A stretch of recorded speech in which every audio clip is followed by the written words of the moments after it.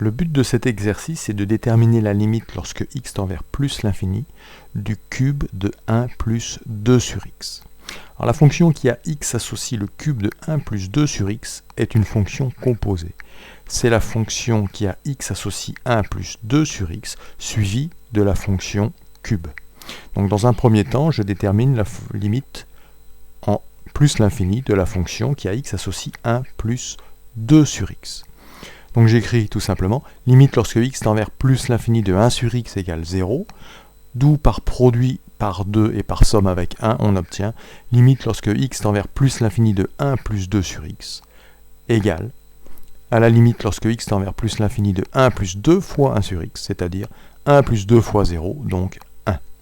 Maintenant je fais le changement de variable suivant, je pose grand X égale 1 plus 2 sur petit x.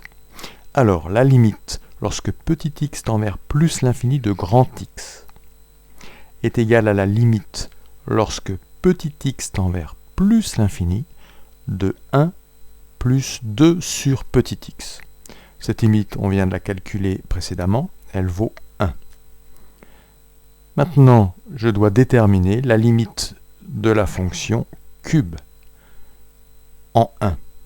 Donc j'écris la limite lorsque grand X tend vers 1 de grand X cube est égal tout simplement à 1 au cube, c'est-à-dire à 1.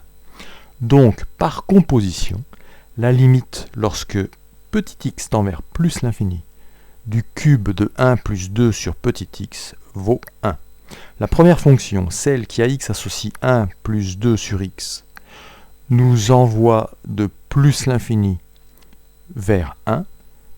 Et la deuxième fonction, la fonction cube, nous envoie de 1 vers 1.